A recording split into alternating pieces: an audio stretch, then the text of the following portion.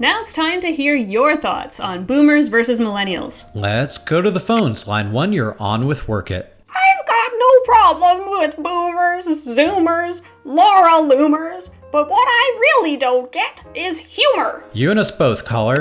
Caller 2, you're on the air. I actually like to think of myself more as a millennial. And what's that exactly? It's basically a millennial with a Will Smith reference. Thanks for the call. West, Jim West, test. Caller 3, welcome to Work It. Yes, this is Dr. Bertram Farber calling. No. The Bertram Farber. Dr. Farber, yes. My goodness, welcome to Work It, Dr. Farber. Thank you. Always happy to discuss this topic. For our listeners, Dr. Farber is one of Westdale's top researchers, and his specialty is this very subject, the empathy gap between boomers and millennials. Dr. Farber, for the benefit of our listeners, please tell us about your research. I wanted to prove that all these groups needed to become more empathetic was to walk a mile in each other's shoes. And how did you test this? I just told you.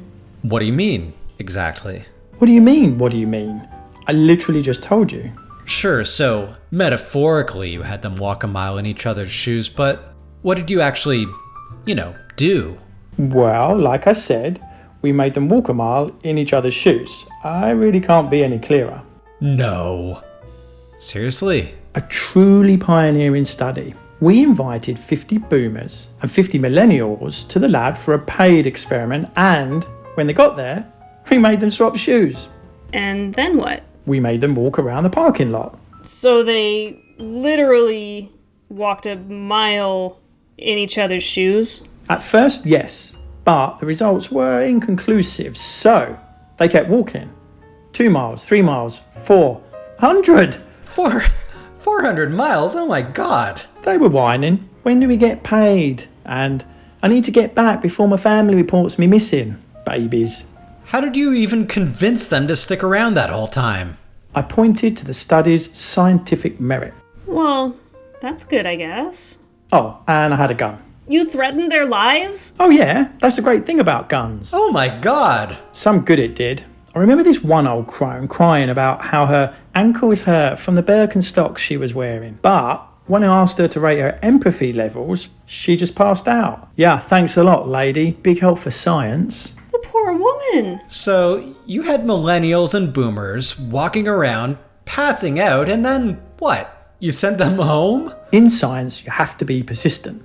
Did Albert Einstein discover space on his first try or his 101st try? I'm pretty sure he didn't discover space. After this failure, we moved on to the second phase. Perhaps they needed to really live as one another. Well, how'd you do that? We made the boomers stay up all night, drinking PPR and posting memes. And for the millennials, we cuffed each of them to a walker and force-fed them mush. And this experiment lasted one night, did it? Janet, did Isaac Newton invent apples on his very first try? Or his 101st try? Oh, for God's sake. No, I made them drink beer and eat slop for 4 months. And the police never came looking for them or anything? Are you kidding me? The Westdale police couldn't catch a cold. Well, Dr. Farber, I think I speak for both of us when I say this is absolutely criminal and I'm calling the police. Report Work It for dorky interview questions while you're at it. Why? I never. I just hope our city services can help these millennials and boomers heal from this.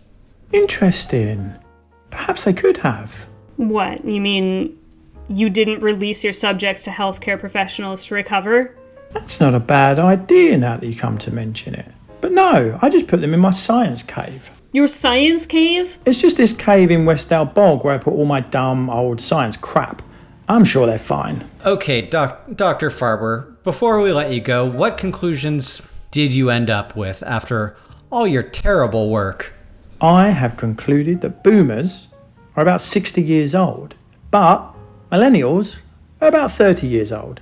Okay, well, it's been awful talking to you, Dr. Farber, and I hope you rot in jail. You'll never take me alive, coppers. For science!